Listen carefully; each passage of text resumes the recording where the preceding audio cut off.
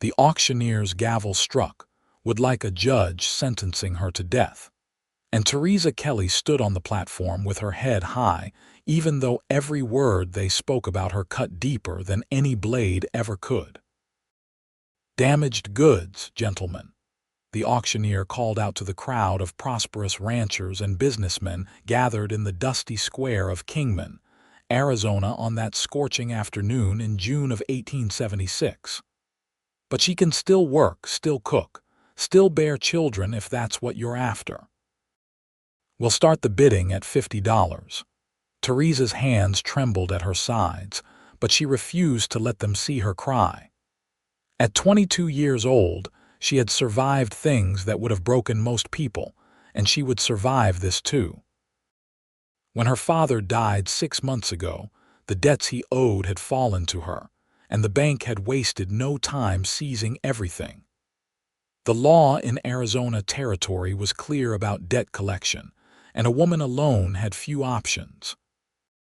When she could not pay, they had the right to auction her labor contract, essentially selling her into indentured servitude for 5 years to whoever would settle her father's debts. $50, a tobacco-stained rancher called out, looking her over like she was a horse he might purchase. 60, another voice joined, this one belonging to a mine owner she recognized from town. A cruel man whose wives never seemed to last long. Theresa kept her eyes fixed on the distant mountains, trying to transport herself anywhere but here. They called her damaged because of the scar that ran from her right temple down to her jawline, a memento from the Apache raid that had killed her mother when Theresa was 15. They called her damaged because she had refused the advances of the banker's son, and he had spread rumors about her virtue throughout Kingman. They called her damaged because she was poor, alone, and had no one to defend her name. 75, the mine owner said, stepping closer to the platform. The auctioneer was about to accept when a new voice rang out, deep and steady. $500. Every head in the crowd turned. Theresa's gaze finally dropped from the mountains to find the source of the bid. A tall man stood at the back of the gathering, his broad-brimmed hat shading his face from the brutal Arizona sun. He wore dusty trail clothes and had the weathered look of someone who spent his life outdoors. Even from a distance, she could see he was young, perhaps in his mid-20s, with dark hair that touched his collar and a stance that suggested both confidence and something gentler. 500. The auctioneer's eyebrows shot up. "Sir, I think you misheard. This is for a labor contract, not a prize thoroughbred. I heard you fine." The man stepped forward through the crowd, which parted for him. $500 to settle her debts and purchase the contract. That's my bid. The mine owner's face reddened. 600. 1,000. The stranger's voice remained calm, but there was steel underneath. A collective gasp went through the crowd. $1,000 was more than most men in Kingman made in 2 years. The mine owner opened his mouth, then closed it again, shaking his head and backing away. $1,000, the auctioneer repeated, his voice rising with excitement. Going once, going twice. The gavel fell. "Sold to the gentleman in the back. Come forward and settle your account, sir." Theresa's heart pounded as the tall man approached the auctioneer's table. She watched him count out the money in crisp bills, wondering what kind of man carried that much cash and what kind of hell he would put her through to recoup his investment. Men did not spend that kind of money without expecting a return. When the paperwork was signed and the auctioneer handed him the contract papers, the stranger finally looked up at her. His eyes were a startling blue, and when their gazes met, something passed between them that Theresa could not name. It was not the look of a man who had just purchased property. It was something else entirely. "Come down from there," he said quietly, offering his hand. Theresa descended the platform steps without taking his hand, her pride still intact despite everything. Up close, she could see he was perhaps 26 or 27, with sun-bronzed skin and fine lines at the corners of his eyes from squinting against the desert glare. A scar cut through his left eyebrow, giving him a roguish appearance that might have been handsome under different circumstances. "My horse is this way," he said, starting to walk. When she did not immediately follow, he stopped and turned back. "I'm not going to hurt you. My name is Fletcher Donovan. I own a ranch about 10 miles north of here." "I know who you are," Theresa said quietly. She had heard of the Donovan Ranch, one of the most successful cattle operations in the territory. Fletcher Donovan had inherited it from his father 2 years ago and had a reputation as a fair but demanding employer. "What do you want from me? Right now?" "I want to get out of this heat and get you somewhere safe." He continued toward a handsome bay gelding tied to a hitching post. "We can discuss the rest later." Theresa had no choice but to follow. She carried nothing with her except the faded calico dress she wore and the memories of a life that had fallen apart piece by piece. When Fletcher mounted his horse and offered his hand again, this time she took it, letting him pull her up behind him. "Hold on," he said simply. And then they were moving, leaving Kingman and its judging eyes behind them. Theresa wrapped her arms around his waist, because the alternative was falling off, trying not to think about how long it had been since she had touched another person with anything other than fear or shame. Fletcher smelled like leather and sage, and despite herself, she felt some of the tension leave her shoulders as they rode north into the wilderness. The landscape around them was harsh and beautiful, all red rock and scrub brush, with the distant peaks of the Hualapai Mountains rising against the cloudless sky. The heat was oppressive, but the movement of the horse created a slight breeze that offered minimal relief. They rode in silence for nearly an hour before Fletcher spoke again. "I need to tell you something before we get to the ranch," he said over his shoulder. "I didn't buy your contract because I need labor. I have plenty of hands already." Theresa's stomach clenched. "Then why?" "Because I know what it feels like to be judged for things beyond your control." He paused, seeming to choose his words carefully. "My younger sister was in a similar situation 3 years ago. Different circumstances, but the same basic outcome. A man bought her contract in Nevada, and he worked her to death within 8 months. By the time I found out and went looking for her, she was already buried in an unmarked grave." The grief in his voice was raw and real. Theresa's grip on his waist loosened slightly in surprise. "I'm sorry. When I heard about the auction today, I thought about Sarah. I thought about what I would have wanted someone to do for her." Fletcher adjusted his hat against the sun. "So here's what's going to happen. You're going to stay at my ranch for the duration of this contract. You'll have your own room in the main house. You can help my housekeeper, Rosa, if you want to earn your keep, but you don't have to. At the end of 5 years, I'll mark the contract fulfilled and you'll be free to go wherever you please." Theresa did not know what to say. It sounded too good to be true, and in her experience, things that sounded too good to be true usually were. "Why would you do that?" "Because somebody should have done it for Sarah," he said simply. They rode the rest of the way in silence, but it was a different kind of silence now, less weighted with dread. When the ranch came into view, Theresa caught her breath. It was larger than she had imagined, with a sprawling main house built of adobe and wood, several outbuildings and extensive corrals where dozens of cattle grazed. Mountains rose behind it all, providing a dramatic backdrop. A woman emerged from the house as they approached, wiping her hands on her apron. She was older, perhaps 50, with gray-streaked dark hair pulled back in a bun and kind eyes that assessed Theresa without judgment. "Rosa, this is Theresa Kelly," Fletcher said as he dismounted and then helped Theresa down. "She's going to be staying with us.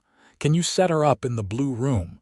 Rosa's expression shifted from curious to understanding in an instant. "Of course, Mr. Fletcher. Come with me, child. You look like you could use some water and a good meal." Theresa followed Rosa into the house, glancing back once to see Fletcher watching them with an expression she could not quite read. Inside, the house was surprisingly comfortable, with thick walls that kept out the worst of the heat and simple but well-made furniture. Rosa led her upstairs to a room that was indeed painted a soft blue, with a real bed, a washstand, and a window that looked out over the ranch. "Mr. Fletcher is a good man," Rosa said, setting a pitcher of water on the washstand. "He has been carrying a lot of pain since his sister died, but he would never hurt you. You're safe here." "I don't understand why he would spend so much money on a stranger," Theresa admitted. Rosa smiled sadly. "Because he couldn't save the person he loved most, so now he tries to save everyone else.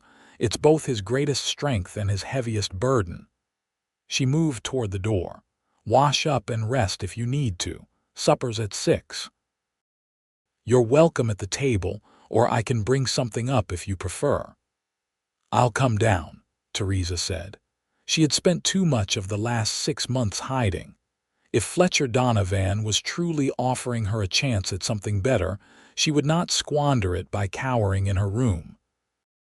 After Rosa left, Theresa poured water into the basin and washed her face and hands, luxuriating in the simple act. At the boarding house where she had been staying before the auction, water was rationed and cold. Here, the water was cool and plentiful. She studied herself in the small mirror above the washstand, tracing the scar on her face with one finger. The Apache warrior who had given it to her was long dead, killed by her father in the same raid. But the mark remained, a permanent reminder of trauma that people like the auctioneer loved to exploit. She sat on the edge of the bed, which was softer than anything she had slept on in months, and tried to process everything that had happened. This morning she had woken up knowing she would be sold like livestock.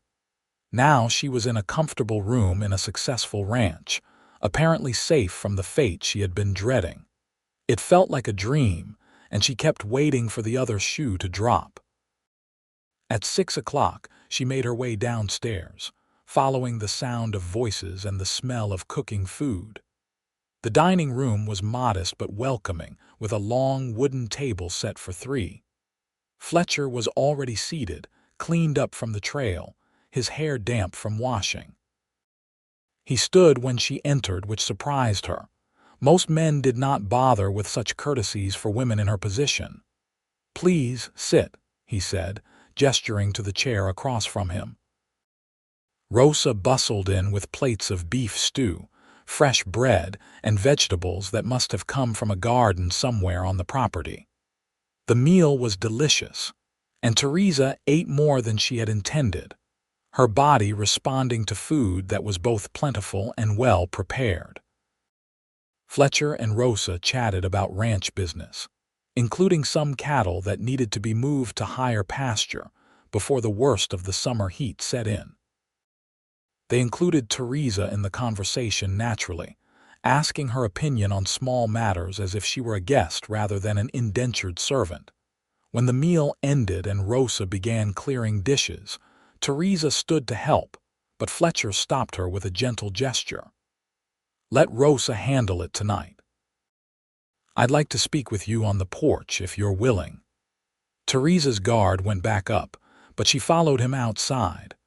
The sun was setting, painting the sky in shades of orange and purple that were almost too beautiful to be real.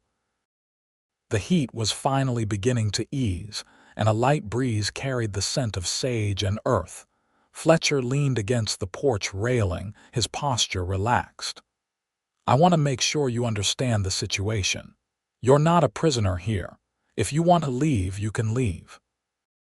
I won't enforce the contract. If I leave, the debt comes back," Theresa pointed out, They'll just auction me again. Not if I mark the contract as fulfilled tomorrow, Fletcher said. I can do that. The money's already paid. Theresa stared at him. You would take $1,000 loss just to free a stranger.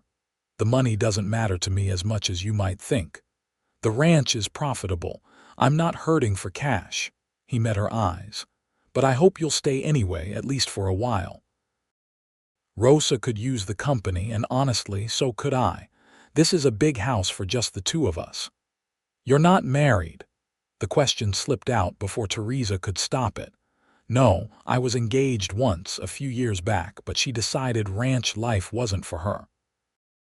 Married a banker in San Francisco instead. He said it without bitterness, as if it were simply a fact. What about you? No one would have me, Theresa said bluntly. The scar, the rumors, the poverty, take your pick.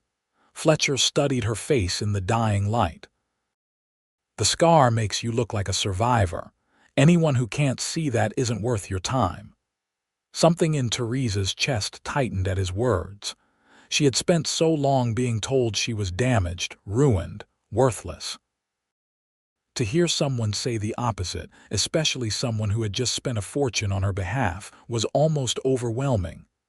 I'll stay, she said quietly. For a while at least. I'll earn my keep helping Rosa. Fair enough.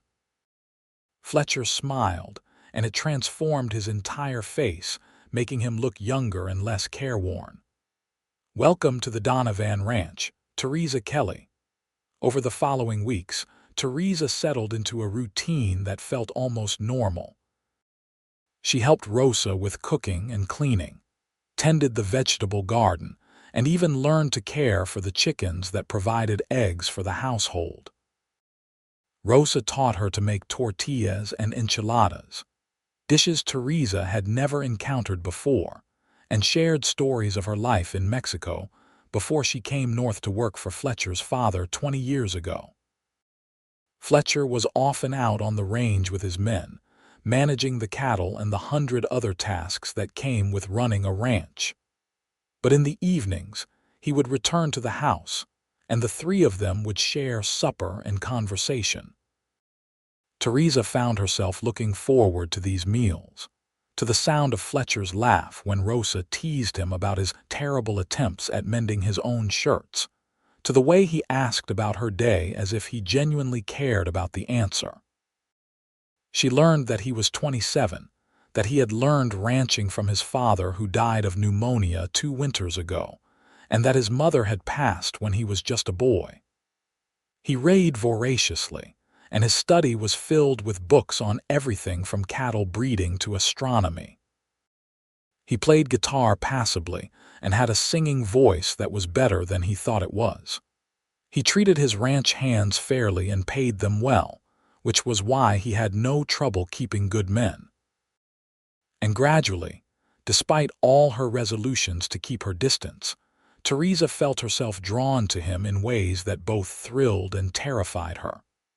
One evening in late July, a terrible storm rolled in from the mountains, bringing with it fierce winds and lightning that lit up the sky like daylight. Theresa was in the kitchen helping Rosa prepare the next day's bread when Fletcher burst through the door, soaking wet. The horses in the far corral are spooked, he said quickly. I need to get them into the barn before they hurt themselves. Rosa, can you? I'll help, Theresa said before Rosa could respond. She grabbed a shawl and followed Fletcher back out into the storm before either of them could protest. The rain was cold and driving, and within seconds Theresa was as soaked as Fletcher. They ran to the corral where several horses were indeed panicking, their eyes rolling white in the lightning flashes. Fletcher vaulted the fence and began speaking to them in low, soothing tones, somehow making himself heard over the storm. Theresa opened the gate to the barn and then helped herd the frightened animals inside. One mare was particularly agitated, rearing and striking out with her hooves. Fletcher positioned himself between the horse and Theresa, never rushing, just patiently guiding the animal toward safety. When the last horse was secured in the barn, they stood there catching their breath, both dripping water onto the straw-covered floor. Lightning flashed again, and in its brief illumination, Theresa saw Fletcher looking at her with an expression that made her heart race faster than the run through the storm had. "You didn't have to do that," he said. "It was dangerous." "So was what you did at the auction," Theresa replied. "Seems like we're both in the business of doing things we don't have to do," Fletcher laughed, running a hand through his wet hair. "Fair point." He sobered slightly, taking a step closer. "Theresa, I need to tell you something," her breath caught. "What?" "This arrangement, having you here, it's been—" He seemed to struggle for words. "I told myself I was doing this for Sarah to make up for not being able to save her, and maybe that was true at first. But these past weeks, getting to know you, seeing your strength and your kindness despite everything you've been through, I look forward to coming home now in a way I haven't in years, and I think it's because of you." Theresa's hands trembled. "Fletcher, I'm still under contract to you. Anything I say or do could be seen as obligation rather than choice." "I know." He took a breath. "That's why tomorrow I'm going to file the papers marking the contract fulfilled. You'll be free. And then, if you choose to stay, it will be because you want to, not because you have to." "And if I don't stay?" Theresa asked, though her heart was already screaming at her not to even consider leaving. "Then I'll give you enough money to start fresh wherever you want to go, and I'll wish you nothing but happiness." Fletcher's voice was steady, but she could see the vulnerability in his eyes. "But I'm hoping you'll stay." The storm raged outside, but inside the barn, surrounded by the warm smell of horses and hay, Theresa felt safer than she had in years. She thought about the man standing before her, who had paid a fortune to save a stranger, who treated everyone around him with respect, who made her laugh and made her feel valuable for the first time since her father died. "I need to know something first," she said. "Why me?" "There are dozens of women in Kingman who would marry you in a heartbeat. Women without scars or scandal or debt." Fletcher reached up slowly, giving her time to pull away, and traced the scar on her face with gentle fingers. "This scar means you survived. The scandal means you stood up for yourself when a rich man's son thought he could take what he wanted. The debt means you loved your father enough to try to save his legacy. Everything they call damage, I call strength." His hand fell away. "But more than that, you make me want to be better than I am. You make this house feel like a home, and when I think about the future, I can't picture it without you in it." Theresa felt tears pricking at her eyes. "I'm falling in love with you," she whispered. "I've been trying not to, but I am." Fletcher's smile was like the sun breaking through clouds. "Thank God, because I'm already there."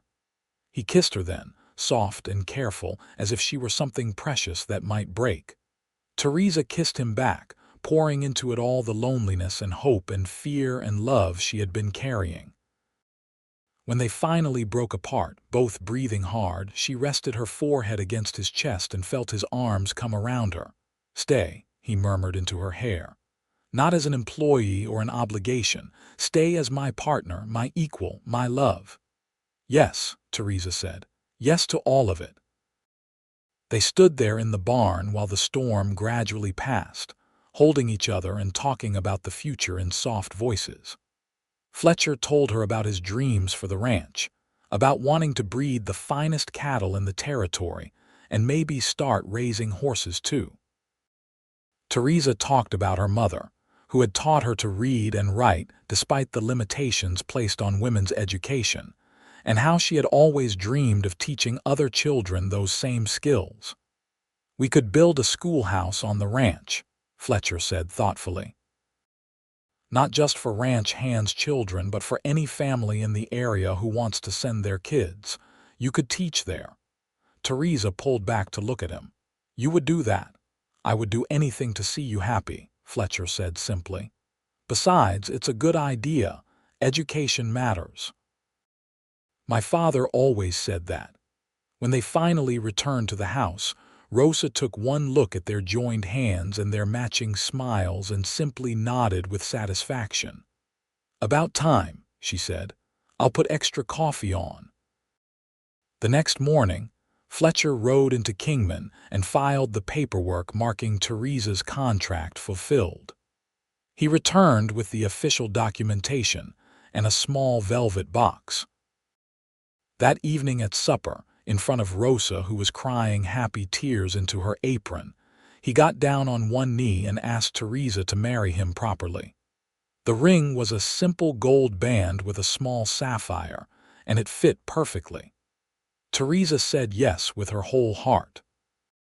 They were married 6 weeks later in the small church in Kingman, with Rosa and Fletcher's ranch hands in attendance.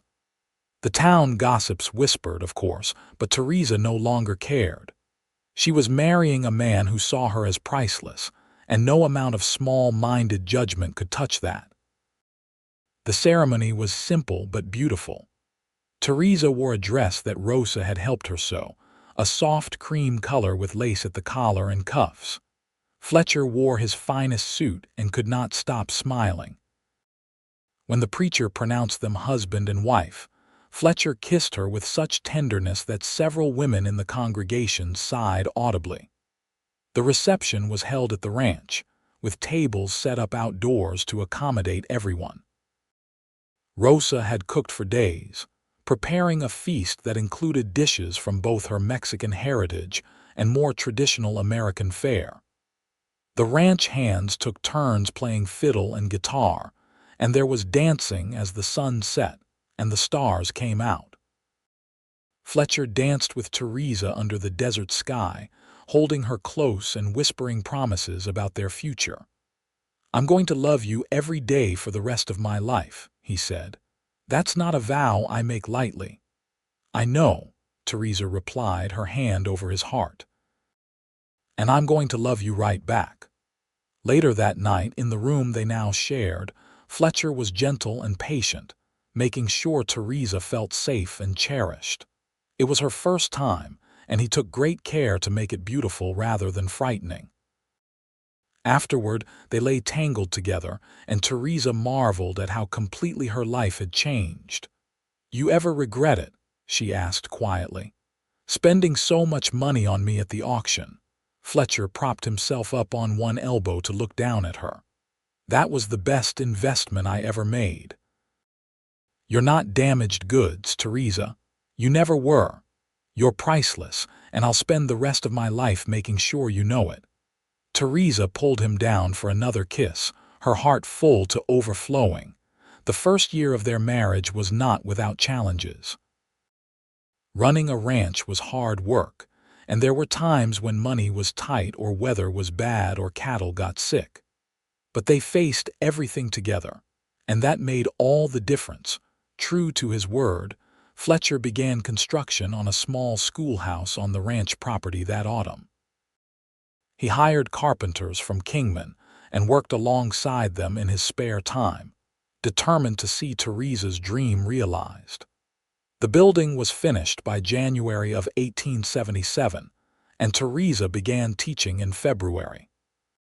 Her first students were the children of ranch hands, 3 boys and 2 girls ranging from ages 6 to 12. None of them had ever had formal schooling before, and Theresa discovered she loved teaching. She was patient but firm, creative in her methods, and genuinely invested in each child's success. Word spread, and by spring she had 10 students, including some children from neighboring ranches whose parents were willing to make the journey. Fletcher charged no tuition, believing that education should be available to everyone. But families often brought food or goods as payment anyway, their way of showing gratitude. Watching Theresa in the schoolhouse, her face lit up as she helped a child sound out a difficult word or explained a mathematical concept. Fletcher fell in love with her all over again. She had been given so little in life, but she gave so much to others. Their personal life was equally rewarding. They learned each other's rhythms and needs, how to argue productively and make up thoroughly. Fletcher discovered that Theresa had a wicked sense of humor when she felt safe enough to let it out. Theresa learned that Fletcher was surprisingly sentimental, keeping a pressed flower from their wedding in his desk drawer and writing her love notes that he left hidden around the house for her to find. In the summer of 1877, Theresa realized she was pregnant.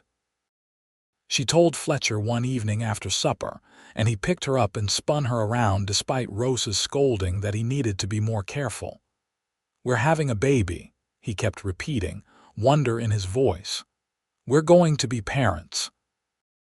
The pregnancy was relatively easy, though Theresa had to stop teaching in the final months when standing for long periods became difficult.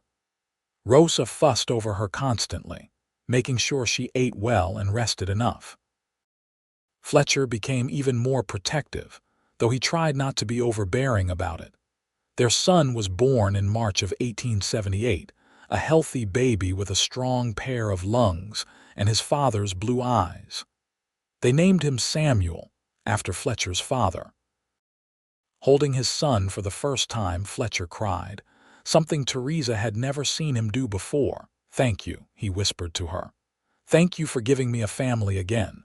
Theresa, exhausted but happy, smiled up at him. "We gave it to each other." Samuel was a good baby, curious and alert.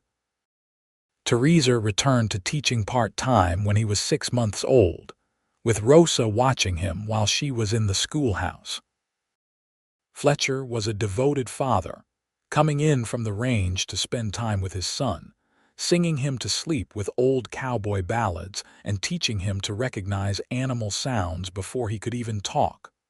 Life settled into a comfortable rhythm.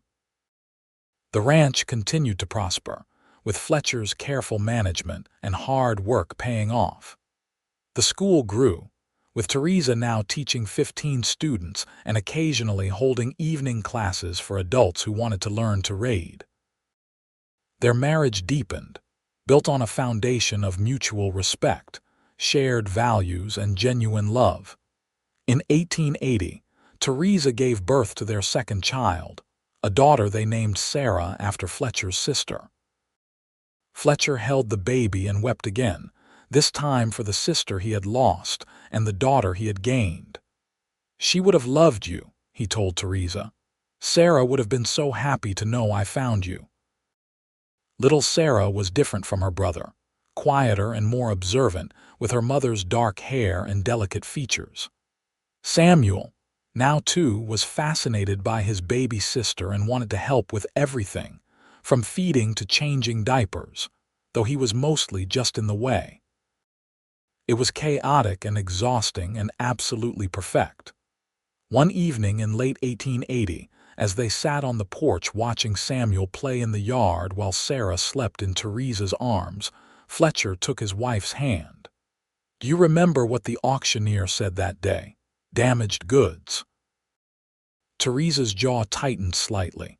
She tried not to think about that day, though the memory still had the power to hurt. "I remember. I've been thinking about it a lot lately," Fletcher continued. "About how wrong he was. You're not damaged, you're refined, tested and proven. Everything you went through made you into the woman you are now, the woman I love more than anything in this world." He squeezed her hand.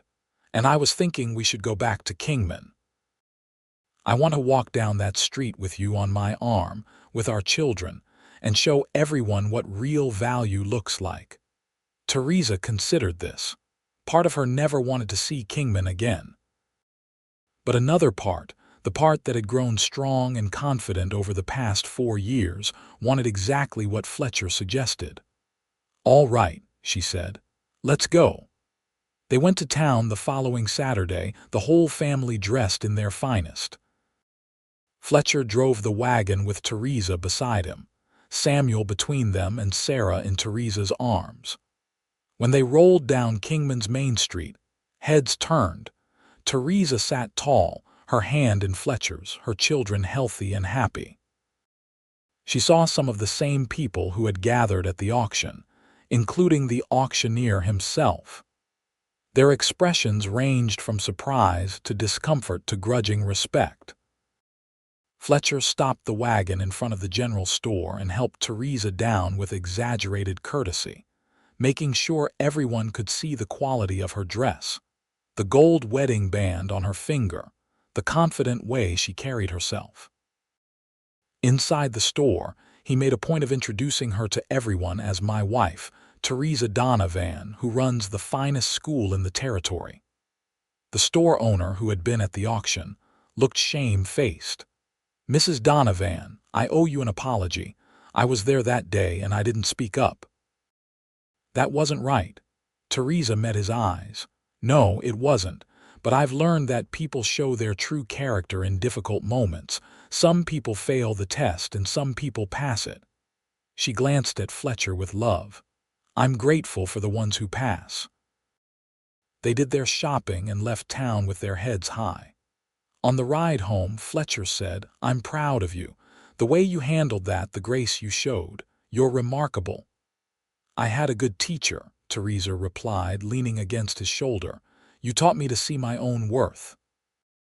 The years continued to pass in a blur of joy and occasional hardship. In 1882, they had their third child, another son they named James. The ranch expanded, with Fletcher buying adjacent land and increasing the herd. The school now had 25 students and a waiting list. Rosa, though getting older, remained a vital part of their household, beloved by the children who called her grandmother Rosa. Samuel grew into a thoughtful boy who loved books as much as ranching, often following his father around during the day and then reading by lamplight at night. Sarah was artistic and compassionate, always drawing pictures and making up stories. James was pure energy, getting into everything and keeping everyone on their toes. Through it all, Fletcher and Theresa's love continued to deepen. They still made time for each other despite the chaos of 3 children and a busy ranch. Fletcher would surprise Theresa with wildflowers picked on his rides. Theresa would pack special lunches and bring them out to wherever Fletcher was working so they could eat together. They took walks in the evening after the children were in bed, talking about everything and nothing, just enjoying each other's company. In 1885, when Samuel was 7, Sarah 5, and James 3, tragedy struck when a drought hit Arizona territory hard. Water became scarce, and many ranchers lost significant portions of their herds. Fletcher worked tirelessly to get his cattle to what little water remained, often spending nights out on the range. Theresa did what she could to help, managing the household and keeping spirits up while worry gnawed at her. One particularly bad night, Fletcher came home exhausted and discouraged. They had lost 20 head of cattle that day, and he felt like he was failing. Theresa found him sitting on the porch steps with his head in his hands. She sat beside him and wrapped her arm around his shoulders. "We'll get through this." "What if we don't?" Fletcher's voice was raw. "What if I lose the ranch? What if I can't provide for you and the children?" Theresa turned his face toward her. "Fletcher Donovan, you listened to me. You gave me everything when I had nothing. You saw value where everyone else saw damage. You built me up when I was broken down. Do you really think a drought is going to change how I feel about you? We're in this together for better or worse. Remember," Fletcher pulled her close, burying his face in her hair, "I love you so much. I love you too, and we will get through this. We always do." They did get through it, though it took 2 hard years before the rains returned and the ranch recovered. Fletcher had to sell some land and reduce the herd size, but they kept the core of the operation intact. The school remained open throughout, with Theresa teaching even when families could not pay anything, believing that education was more important than ever during hard times. When the drought finally broke in 1887, it felt like the whole territory breathed a sigh of relief. Fletcher and Theresa stood in the rain, letting it soak them, laughing with joy and gratitude. The children ran outside to join them, and they all danced in the mud like fools, celebrating the end of the nightmare. The ranch came back stronger than before. Fletcher had learned lessons about water management and diversification that made the operation more resilient. He started keeping more horses and selling them, which proved profitable. Theresa's school gained a reputation as one of the best in the region, and several of her former students went on to college, something almost unheard of for ranch children. In 1889, Fletcher received an offer from a large cattle syndicate to buy the ranch for a substantial sum. They sat at the dinner table discussing it, with Rosa and the older children listening. "It's a lot of money," Fletcher said. "We could move to a city, give the children more opportunities." Samuel, now 11, spoke up. "But this is our home. This is where Mama's school is. This is where we belong." Sarah nodded vigorously. "I don't want to leave, Papa." Even 6-year-old James said, "I want to stay here." Fletcher looked at Theresa. "What do you think?" Theresa thought about the woman she had been 13 years ago, standing on that auction block, believing her life was over. She thought about everything this place represented: redemption, love, family, purpose. "I think our children are right. This is our home. This is where we built something meaningful together. I don't want to leave." Fletcher smiled. "Then we stay." He turned down the offer the next day. As the 1890s began, Fletcher and Theresa found themselves in their 40s, their children growing up, their love as strong as ever. Samuel, at 13, was already showing interest in ranch management and would often work alongside his father. Sarah, at 11, was talking about becoming a teacher like her mother. James, at 9, was fascinated by horses and spent hours in the stable. One evening in the summer of 1891, Fletcher and Theresa managed to steal away for a ride alone, something that had become rare as the children got older. They rode to a high point on the ranch that overlooked the valley, watching the sun set in spectacular shades of red and gold. "Do you ever think about that day at the auction?" Fletcher asked. "Sometimes," Theresa admitted, "but it feels like it happened to a different person." In a way, it did. Fletcher dismounted and helped Theresa down, pulling her into his arms. That frightened young woman became this confident, accomplished woman I have the privilege of calling my wife. And that grieving man who thought he could save his sister by saving me became the love of my life and the father of my children," Theresa replied. "We saved each other, Fletcher." "Best $1,000 I ever spent," he said with a grin. Theresa laughed and swatted his arm. "You're never going to let me forget that, are you?" "Never. I like reminding you that I bid highest because I saw what no one else did, and I was right." He kissed her softly. "You're priceless, Theresa Donovan. Then and now and always." They made love there on the hillside as the stars came out, still as passionate about each other as they had been as newlyweds. Afterward, lying in Fletcher's arms with his coat spread beneath them and the desert night cooling around them, Theresa felt a contentment so profound it brought tears to her eyes. "Are you crying?" Fletcher asked, concerned. "Happy tears," Theresa assured him. "I'm just overwhelmed sometimes by how much I have, by how much we have." Fletcher held her tighter. "Me too. Every single day." In 1893, Sarah asked if she could start helping teach the younger students in the school. Theresa agreed, and mother and daughter worked side by side, their bond deepening through shared purpose. Samuel, now 15, took on more responsibility at the ranch, proving himself a capable and thoughtful manager. Fletcher began teaching him the business side of ranching, knowing that someday his son would inherit all of this. James remained the wild card, still prone to getting into mischief, but with a good heart and a natural way with animals. He had his father's instincts about cattle and horses, able to read their moods and needs with unusual accuracy. Rosa, now in her 70s, finally agreed to retire from her heavier duties, though she still insisted on cooking Sunday dinners and spoiling the children whenever possible. Fletcher and Theresa hired a younger woman named Maria to help with the household work, but Rosa remained an honored member of the family.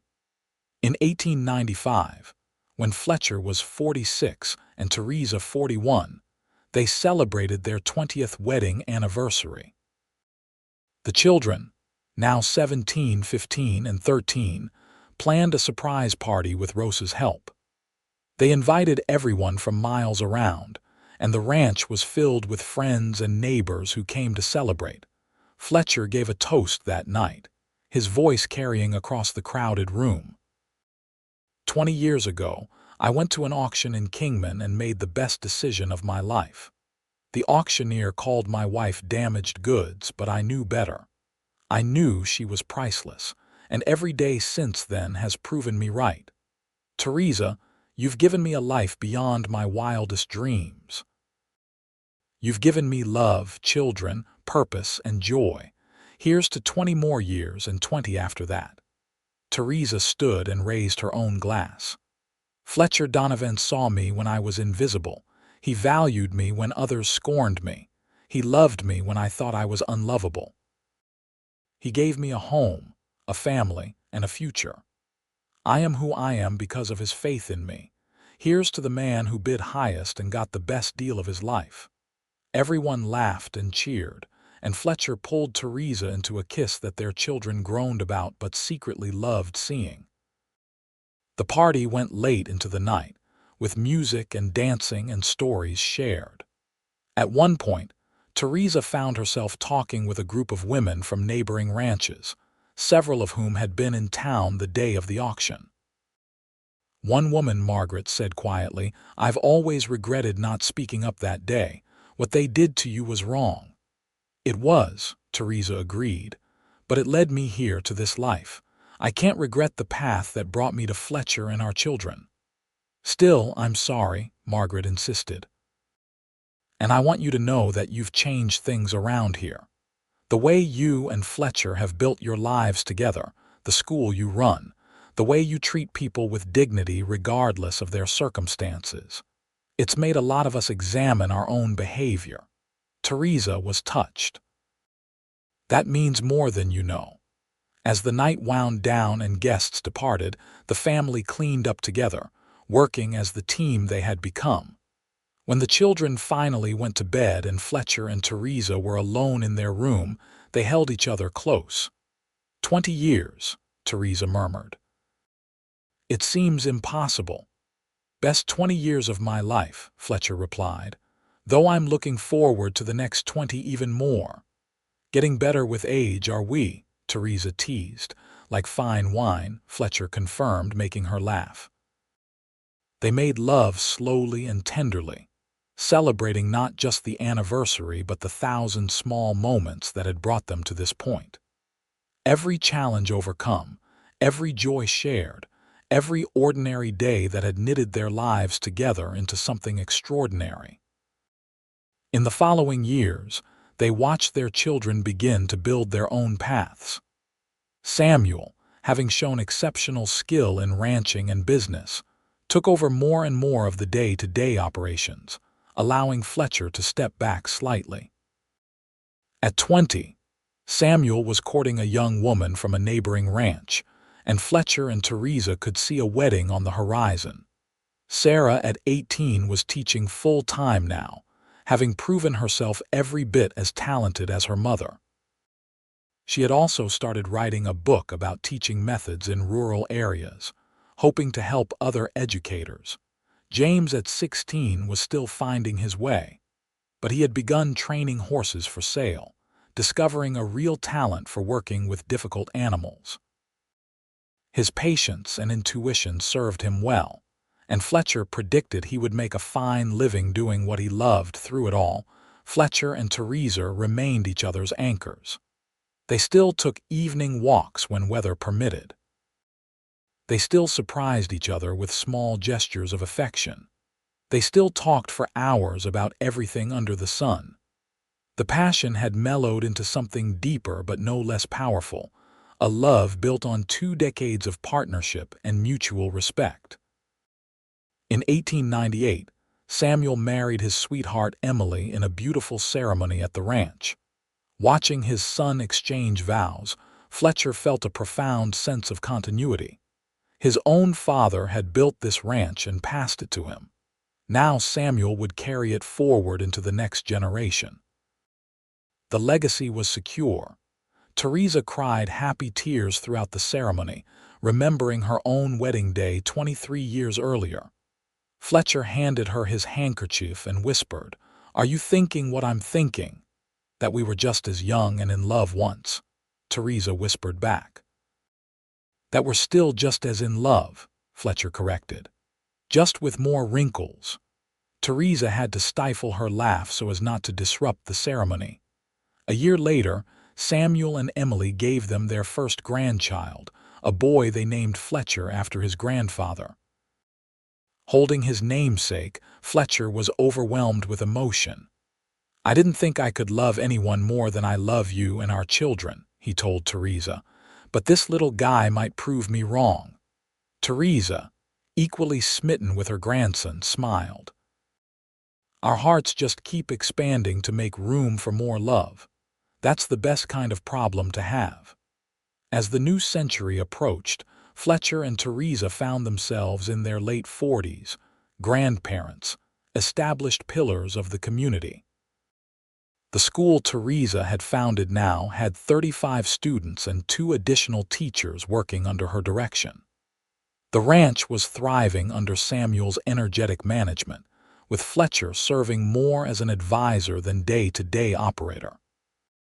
On New Year's Eve of 1899, as the 19th century gave way to the 20th, Fletcher and Theresa stood on their porch watching fireworks that someone had set off in Kingman, visible in the distance.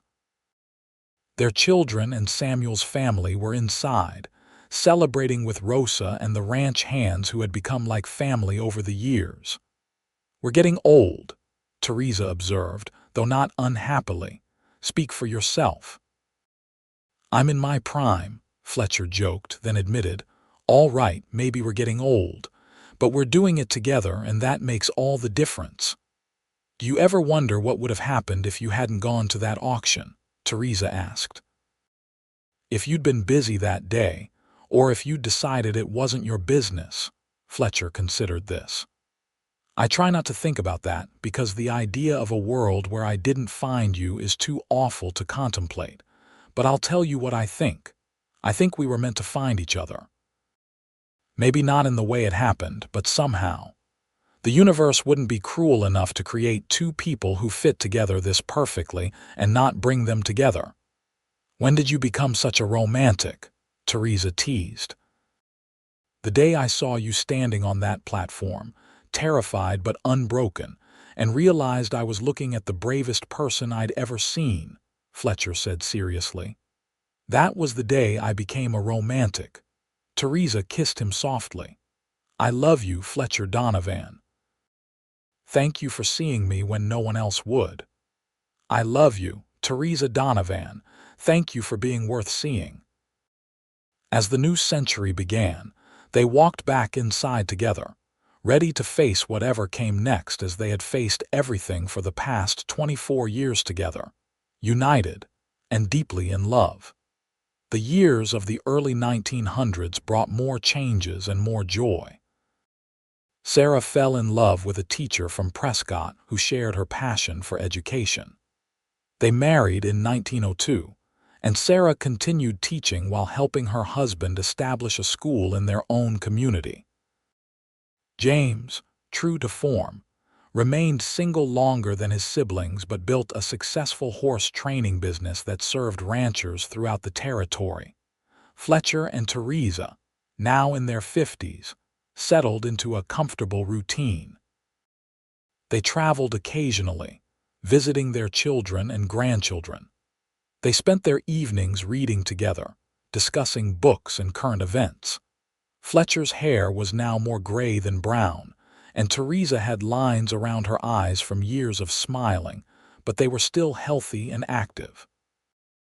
In 1906, Arizona Territory was pushing hard for statehood, and Fletcher got involved in the political process, using his influence as a successful rancher to advocate for fair policies. Theresa became active in the women's suffrage movement, believing strongly that women deserved the right to vote. They made a formidable team, respected by their community and feared by their opponents. One evening in 1907, as they sat on their porch watching yet another stunning Arizona sunset, Fletcher said, "I've been thinking about something." "Dangerous activity at your age," Theresa teased. Fletcher grinned. "I want to write down our story, not for publication, just for our children and grandchildren. I want them to know how we started, what we overcame, how we built this life together. I don't want that history to be lost." Theresa was quiet for a moment, then nodded. "I think that's a wonderful idea, but we write it together, both our perspectives." "Deal." Over the next 2 years, they worked on their story, writing in the evenings and on rainy days when outdoor work was impossible.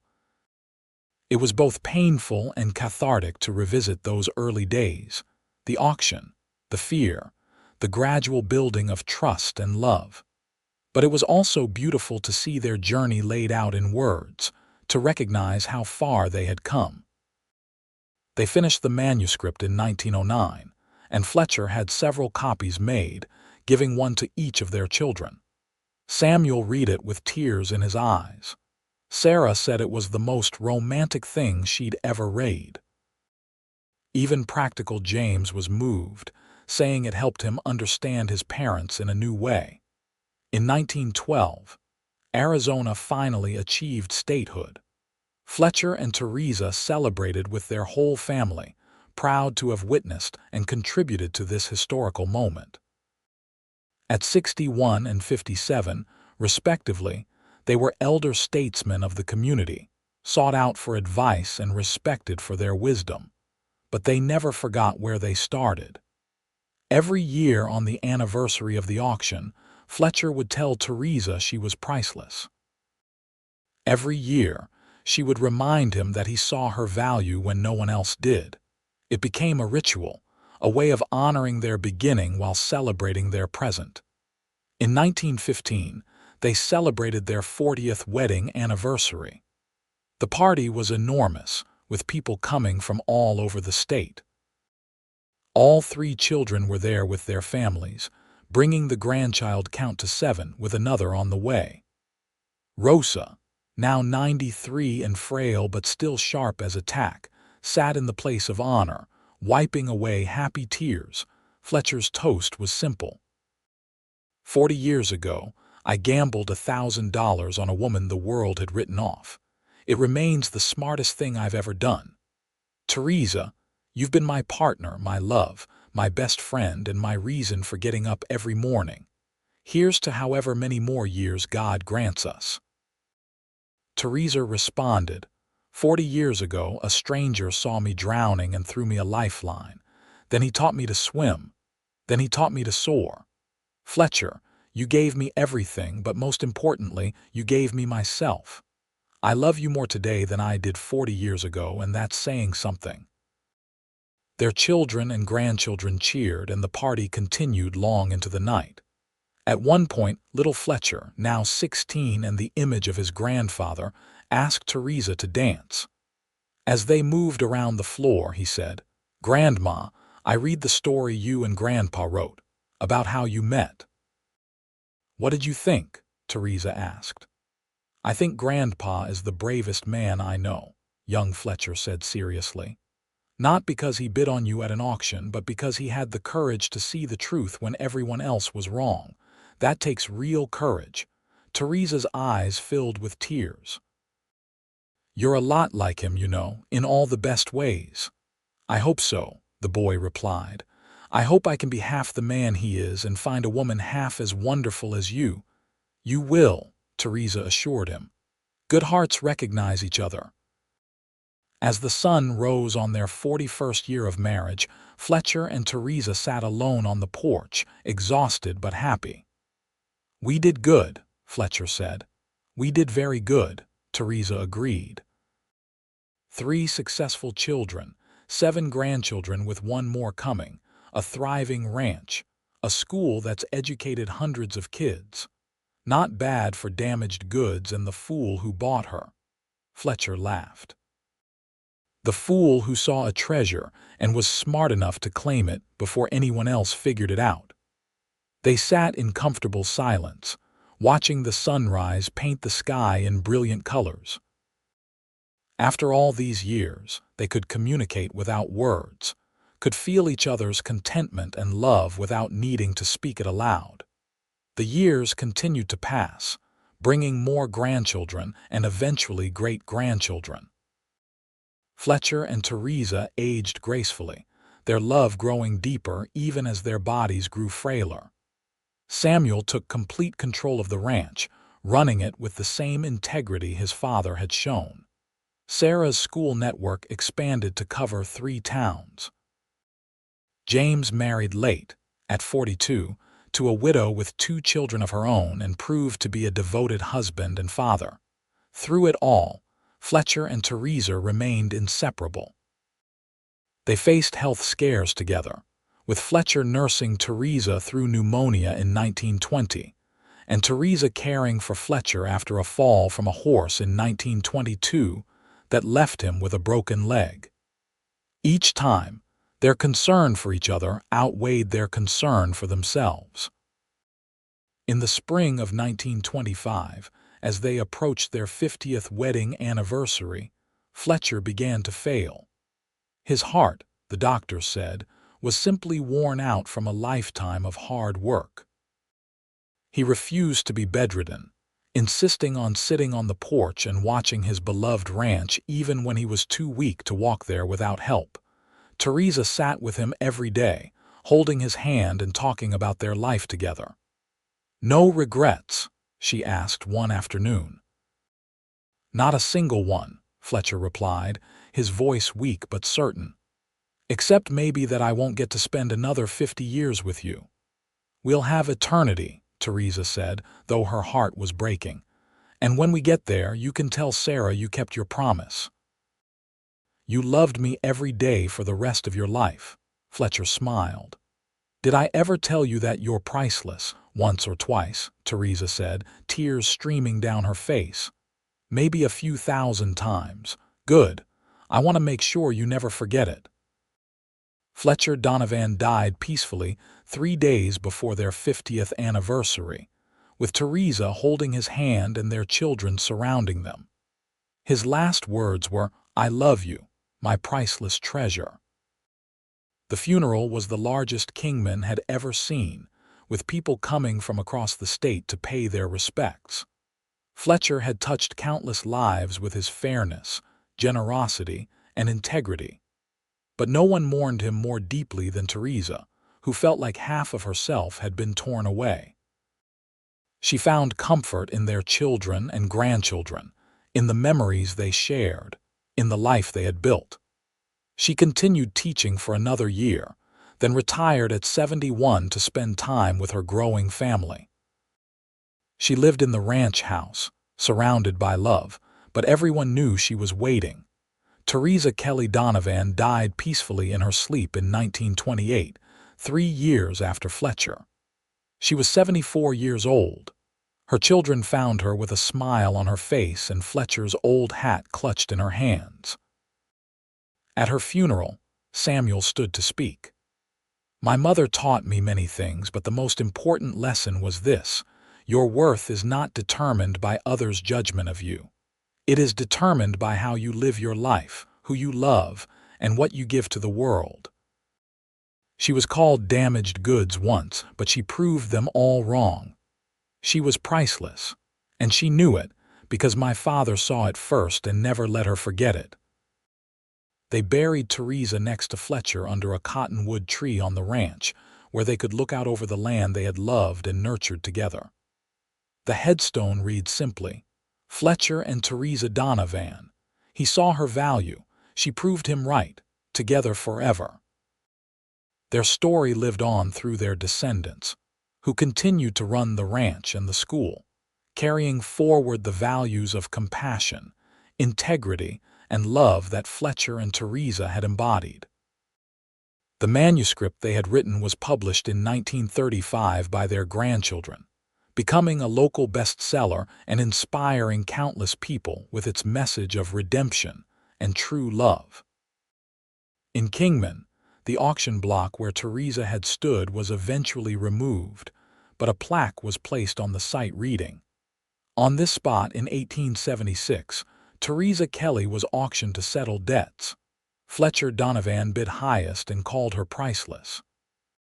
May we all have the courage to see true value where others see only damage. The Donovan Ranch continued to thrive for generations, each inheritor adding their own chapter while honoring the foundation that Fletcher and Theresa had laid. The school Theresa founded eventually became part of the public school system, but retained her philosophy that every child deserves education regardless of their circumstances. And on quiet desert evenings, when the sun sets over the Arizona landscape in shades of gold and crimson, some say you can still feel their presence there, a love so strong it transcended death, a partnership so perfect it changed everyone it touched, a story so powerful it would never be forgotten. They called her damaged goods at the auction. The cowboy bid highest and called her priceless. And together, they proved that true love sees not what is broken but what is beautiful, not what is damaged but what is valuable, not what the world thinks but what the heart knows. Their legacy was not just the ranch or the school or the children they raised. Their legacy was the proof that one moment of courage, one act of faith, one person seeing another's true worth can change everything. That the best investments are made with the heart, not the wallet. That love really can conquer all, not through grand gestures but through choosing each other every single day for 50 years. Fletcher and Theresa Donovan taught everyone who knew them that every person has a measurable value, that past pain does not define future joy, and that the greatest love stories are built not on perfection, but on seeing and accepting each other completely. They started with an auction and ended with a legacy that would inspire generations. And that, in the end, was truly priceless.